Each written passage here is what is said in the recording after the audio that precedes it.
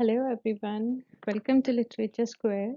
I request you all to watch the video till end and to like and subscribe the channel for regular updates.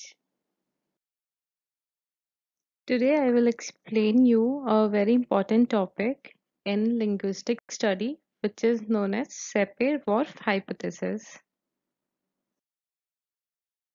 Hypothesis के बारे में start करने से पहले मैं आपको ये बता देती हूँ कि सपीर-वॉर्फ हाइपोथेसिस का नाम कैसे पड़ा।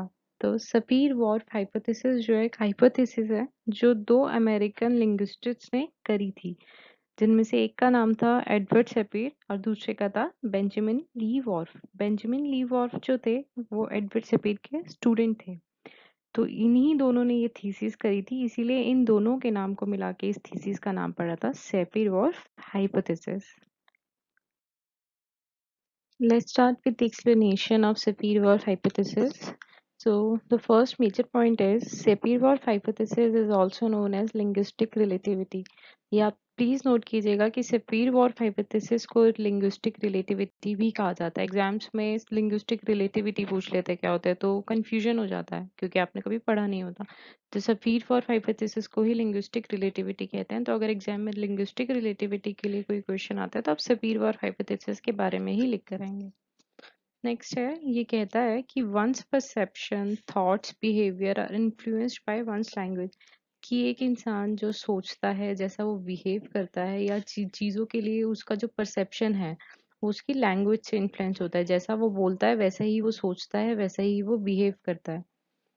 People who speak differently think differently, ये है कि जो लोग अलग अलग बोलते हैं वो अलग अलग सोचते हैं। मैं जैसा बोलूंगी मैं वैसा ही सोचूंगी, तो आप जैसा बोलेंगे आप वैसे ही सोचेंगे। It states that one's reality is constructed by one's language and that differently structured languages give rise to different realities. कहता है कि एक इंसान की रियलिटी उसकी लैंग्वेज से पता चलती है और हर एक लैंग्वेज जो अलग अलग है एक अलग अलग रियलिटी को पैदा करती है। तो इसका मतलब ये है कि हर एक इंसान की अपनी एक अलग सोच है, अपना एक अलग देखने का नज़रिया है और वो किस चीज़ से इन्फ्लुएंस होता है, उसकी लैंग्वेज से, कि कौन सी वो लैंग्वेज बोल रहा है। जैसे हम इंडिया में रहते हैं और अगर कोई एक इंसान है यूरोपियन है, तो हम दोनों की लैंग्वेज में जितना डिफरेंस है उतना ही हमारा सोचने के तरीके में, बात करने के तरीके में, हमारे बिहेवियर में उतना ही डिफरेंस होगा। Next time we can say whatever we want to say in any language and that whatever we say in one language can always be translated into another. तो ये तो आप सबको पता है कि हम जो भी कुछ एक लैंग्वेज में कहते हैं, हम कहना जो चाहते हैं, हम कुछ भी किसी भी हमारी जो लैंग्वेज है उसमें कह देते हैं और जो भी हमने कहा वो किसी भी दूसरी लैंग्वेज में ट्रांसलेट हो सकता है। जैसे अगर मैं हिंदी में कुछ कह रही हूँ तो वो इंग्लिश में कभी भी ट्रांसलेट हो सकता है। आप इंग्लिश में कुछ कह रहे हो हिंदी में कभी भी ट्रांसलेट हो सकता है। Next, certain thoughts of a language speaker cannot be understood by another language speaker. अब ये एक मेजर पॉइंट है कि एक लैंग्वेज स्पीकर की कुछ थॉट्स जो हैं वो दूसरे लैंग्वेज स्पीकर नहीं समझ पाता। फॉर एग्जांपल, अगर मैं एक हिंदी स्पीकर हूँ तो मैं जो बोलूँगी, और अगर आप एक इंग्लिश स्पीकर हैं तो और आपको इंग्लिश ही समझ आती है, आपको हिंदी समझ में नहीं आती, तो आप नहीं समझ पाएंगे। जैसे मैंने हिंदी में आपको कुछ बोला कैसे हो, लेकिन आप यूरोप से बिलोंग करते हैं तो आपको कैसे हो तो नहीं समझ पाएगा जब तक मैं उसको इंग्लिश में ट्रांसलेट नहीं कर दूंगी। तो इस पॉइंट का मतलब यही है कि जो एक लैंग्वेज स्पीकर है, जो एक कुछ की कुछ थॉट्स हैं वो दूसरा लैंग्वेज स्पीकर नहीं समझ पाता। Next, it is a two-way process so that the kind of language we use is also influenced by the way we see the world. ये एक टू वे प्रोसेस है, इसलिए जिस तरह की लैंग्वेज हम यूज करते हैं वो बहुत इन्फ्लुएंस डालता है कि हमारे देखने का नजरिया कैसा है दुनिया को। जिस तरह की लैंग्वेज हम यूज करेंगे हम दुनिया को उसी नजरिए से देखेंगे। हमारे देखने का अगर नजरिया बदल जाता है तो हमारे बात करने का तरीका भी बदल जाता है, यानी हमारी लैंग्वेज भी चेंज हो जाती है। तो सेपीर और हाइपोथेसिस का जो मेजर पॉइंट है वो यही था कि जो हमारी लैंग्वेज है वो बहुत इन्फ्लुएंस करती है हमारे रहन सहन को, हमारे विचारों को, हमारे बात करने के तरीकों को। Now, Sapir-Whorf hypothesis also says that The varying cultural concepts and categories inherent in different languages affect the cognitive classification of the experienced world in such a way that speakers of different languages think and behave differently because of it. तो इसका मतलब ये है, सफीर for hypothesis ये कहता था कि जैसे बहुत सारे कल्चर्स हैं, उनके कॉन्सेप्ट्स हैं, हर एक कल्चर के एक अपने अलग अलग कॉन्सेप्ट्स होते हैं, अलग अलग कैटेगरीज होती है कि जो कि डिफरेंट डिफरेंट लैंग्वेजेस में होती है। वो हमारी कॉग्निटिव क्लासिफिकेशन यानी हमारे सोचने समझने के तरीके को, जो हमारे दुनिया को देखने का नजरिया है, उसको इफेक्ट करता है इस तरह से कि हर एक लैंग्वेज बोलने वाला यानी different language speakers think differently and behave differently because of it. वो जो सोचते हैं, जो उनकी लैंग्वेज है उस हिसाब से, और उसी हिसाब से वो बिहेव करते हैं।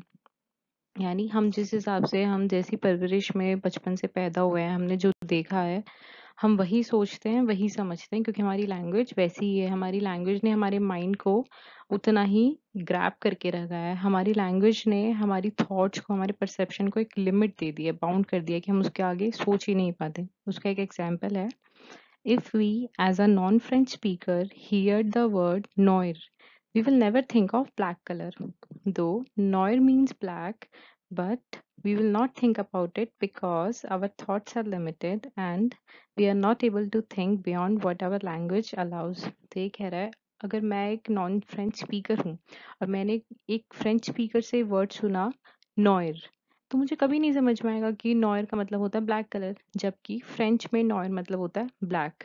लेकिन मैं कभी नहीं सोच पाऊंगी कि नॉयर का मतलब ब्लैक भी होगा। क्यों? क्योंकि मेरी थॉट्स जो हैं वो लिमिटेड हैं। जो मेरी लैंग्वेज में है मैं उतना ही सोचूंगी। अगर मुझे इंग्लिश और हिंदी आती है तो मैं नॉयर जो वर्ड है उसको इंग्लिश और हिंदी के अलावा किसी और लैंग्वेज में सोच ही नहीं पाऊंगी। And we are not able to think beyond what our language allow. यही मैंने आपको बताया कि जो हमारी लैंग्वेज हमें अलाउ करती है, हम उसके आगे कभी सोच ही नहीं पाते। क्योंकि मुझे फ्रेंच नहीं आती और मैंने एक फ्रेंच का वर्ड सुना है, मैंने सुना फ्रेंच वर्ड है, लेकिन क्योंकि मैं इंग्लिश और हिंदी स्पीकर हूँ तो मुझे पता ही नहीं कि मैंने फ्रेंच वर्ड सुना है। नॉयर जो है, अगर मैंने ये वर्ड कहीं सुना है तो मैं इसको, इसका मतलब हिंदी में ही सोचने की कोशिश करूंगी या फिर इंग्लिश में ही सोचने की कोशिश करूंगी, क्योंकि मेरा थॉट प्रोसेस जो है वो बाउंड हो गया है। मेरी लैंग्वेज ने उसको लिमिट कर दिया है। जैसे एक छोटा बच्चा है, अगर आप उसको जिस बिहेवियर से, जिस लैंग्वेज में आप उसको अपब्रिंगिंग दोगे, वो वही चीज़ें एक्सेप्ट करेगा। फॉर एग्जांपल, अब मैं एक इंडियन हूँ तो मुझे एक इंडियन फैमिली के हिसाब से अपब्रिंगिंग मिली है, वहीं एक यूरोपियन है, उसको यूरोपियन फैमिली के हिसाब से अपब्रिंगिंग मिली। एज एन इंडियन मेरी हिंदी बहुत फ्लुएंट होगी, लेकिन वो एज एन यूरोपियन उनकी इंग्लिश बहुत फ्लुएंट होगी। तो इसके अंदर यही डिफरेंस है कि हमारी जो लैंग्वेज है वो इफेक्ट करती है हमारी थॉट्स को, और जो हमारी थॉट्स होती है, क्योंकि हमारी लैंग्वेज से इफेक्टेड होती है तो वो लिमिटेड हो जाती है, हम उसके दायरे के बाहर सोच ही नहीं पाते।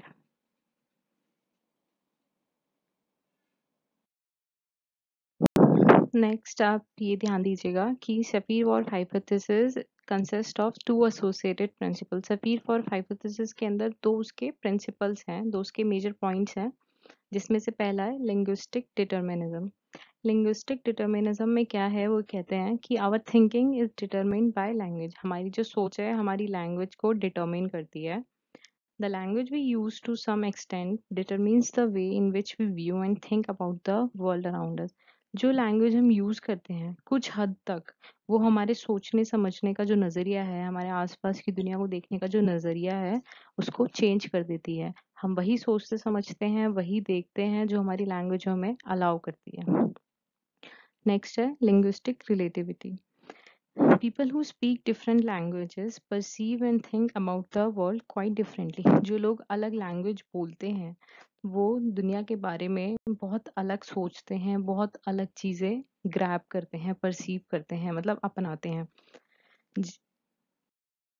को एग्जाम्पल समझा देती हूँ। फॉर एग्जाम्पल, जैसे मैं एक हिंदू हूँ, तो एक हिंदू फैमिली की जो लैंग्वेज है मैं उसके अकॉर्डिंग चीज़ें अपनाऊंगी, उसका कल्चर, उसका रिलीजन, मैं सारी चीज़ें वही करूंगी। लेकिन वहीं दूसरी तरफ कोई क्रिश्चियन है, कोई मुस्लिम है, कोई पंजाबी है, तो वो उसी हिसाब से चीज़ों को एक्सेप्ट करेंगे। मैं एज अ हिंदू मैं गीता पढ़ूंगी, मैं ये सब पढ़ूंगी, लेकिन अब एक क्रिश्चियन है वो बाइबल देखेंगे, एक मुस्लिम है वो कुरान पे ध्यान देंगे, जो पंजाबी है वो अपनी गुरु ग्रंथ साहिब पढ़ेंगे। तो इसीलिए जो लोग डिफरेंट डिफरेंट लैंग्वेजेस बोलते हैं वो दुनिया का, उनका देखने सोचने समझने का नजरिया बहुत डिफरेंट हो जाता है एक ही चीज को लेके। जैसे हिंदू मुस्लिम इन सब का एक ही चीज़ को लेके सोचने समझने का नज़रिया बहुत अलग है। आप रिलीजन को ही ले लीजिए, रिलीजन में हम जैसे भगवान को मानते हैं, हमारे मंदिरों में उनकी मूर्तियाँ होती हैं। मानते भगवान को मुस्लिम्स भी हैं, लेकिन उनकी मस्जिदों में मूर्ति नहीं होती। तो इसीलिए ये बताता है लिंग्विस्टिक रिलेटिविटी और लिंग्विस्टिक डिटर्मिनिज्म, इसके 2 एसोसिएटेड प्रिंसिपल हैं। तो आई होप आपको ये सेपीर-वॉर हाइपोथेसिस का कॉन्सेप्ट समझ में आया होगा। इन केस अगर आपको कोई भी डाउट रहता है तो प्लीज़ आप उसको कमेंट बॉक्स में मेंशन ज़रूर कीजिएगा। Please do like and subscribe the channel. Thank you so much.